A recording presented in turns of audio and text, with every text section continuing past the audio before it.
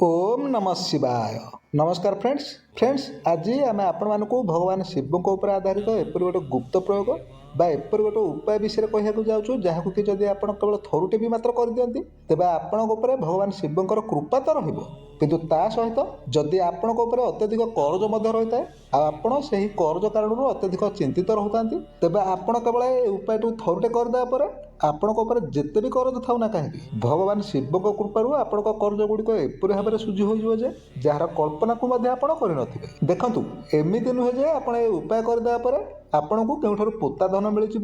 नचेत आपण आकाश आसिक टंका पड़ो आपण से टंका को नहीं निज कर्ज को सुझे आपण थरे उपाय करदे जेकोसी भाव में होना कहीं हुए तो आपण घरे जो रोग व्याधि कारण खर्च होती से सब कमिज नचेत आपण अर्थ उपार्जन जहाँ भी किसी कर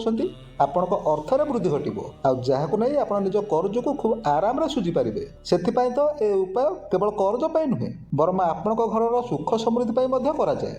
आसह ऊपर को भगवान शिव कृपा पाइपर ताल आसतु ए उपाय को आप किपर भाव में करेंगे आउ उपायटी कौन ताहा खूब भल भाव में बुझी नियंतु किंतु ता पूर्व आप एपर्यंत भिडियो को गोटे लाइक टे करना तेज भिडियो को गोटे लाइक टे करे सहित चैनल को आप सब्सक्राइब कर दिंतु आसह जदि आपंकर बंधु बांधव बा पाख पड़ोसी कहीं भी यही करज जनित समस्या पड़ी था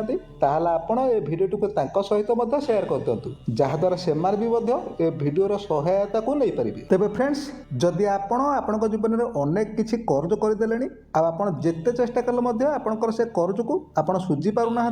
आपण भगवान शिवंकर यही उपाय को करने चाहता तेज प्रथमे आपण कौन करेंगे ना आपण प्रथमे बजार को जाए किसी मसूर डाली को किणी आणतु देख जदि बा ए प्रयोगटी एते मात्रा रे शक्तिशाली जे आपण ए प्रयोग को केवल थरुटे भी करदे पर आपणकर सब समस्या गुड़िक दूर हो अर्थात आपण जिते भी कर्ज कर ना कहीं आपण प्रत्येक कर्ज सुझी हो किंतु आपण चाहिए ए प्रयोग को से पर्यंत जारी रखिपारे जे पर्यंत आपण प्रत्येक कर्ज गुड़िक सुझी न हो तेणु से आप चाहिए मसूर डाली 250 ग्राम रू नहीं आपण आवश्यकता अनुसार किनीपारे आपण मसूर डाली किणी आनी सारा पर आपण कौन भी गोटे मंगलवार दिन प्रथम शुद्धफूत हो सारी आनी से ही मसूर डाली और किसी भोग राग धरी आपण कौन भी गोटे शिव मंदिर को चली जातु ए प्रयोग को आपण केवल मंगलवार दिन ही करेंगे तेज अनेक कहींपारती जे भगवान शिवंकर बार हूँ सोमवार आ प्रयोग करने आप मंगलवार दिन कहीं कहते तेणु देख आम मानुचु जे भगवान शिवंकर बार हूँ सोमवार किंतु ए प्रयोग केवल मंगलवार दिन ही कराए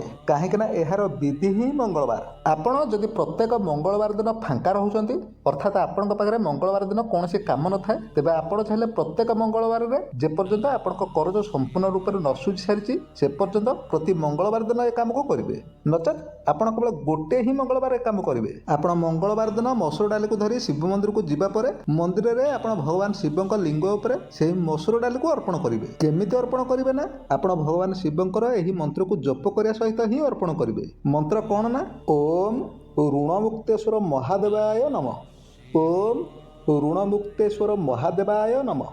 ओम ऋणमुक्तेश्वर महादेवाय नमः आपण थर थर कर यही मंत्र को जप करने सहित आपण थर थर कर भगवान शिवंकर लिंग उपर आनी मसूर डाली को अर्पण करेंगे फ्रेंड्स भगवान शिवंकर यही गोटे साधारण प्रयोग एते मात्रा शक्तिशाली जे आपण जिते भी कर्ज कर ना कहीं एमती कि जदि आप कोटे टंकार कर्ज करेंगे तेज आपणकर से टंका एपरी भाव में सुझी हो जमी मेघ आसिले आकाशर चंद्र तारा लुचि जाती आपण थरे केवल भगवान शिवंक पाखे निजक समर्पी दे भक्ति चित्तर सहित ए प्रयोग करके देखु आपण प्रत्येक कर्ज गुड़िक सुझी होगा सुनिश्चित कहीं ए प्रयोग को अनेक कर सब कर्ज को सुझी सारी सबुठ बड़ कथा हूँ कि ए प्रयोग कराया केवल आपण कर्ज सुझी हेनी बरम भगवान शिव कृपार आपण परिवार प्रत्येक रोग व्याधि गुड़िक दूर होगा सहित आपण घरे सुख समृद्धि में वृद्धि घटो तेज फ्रेंड्स ये भिडियोटी आपको केमिति लगिला ताहा हमको कमेंट माध्यम निश्चय लिखिके जणातु आउ एई भली भिडियो जदि आपण आगु को देखिया पाई चाहतांती तेबे चैनल को सब्सक्राइब कर दियंतु।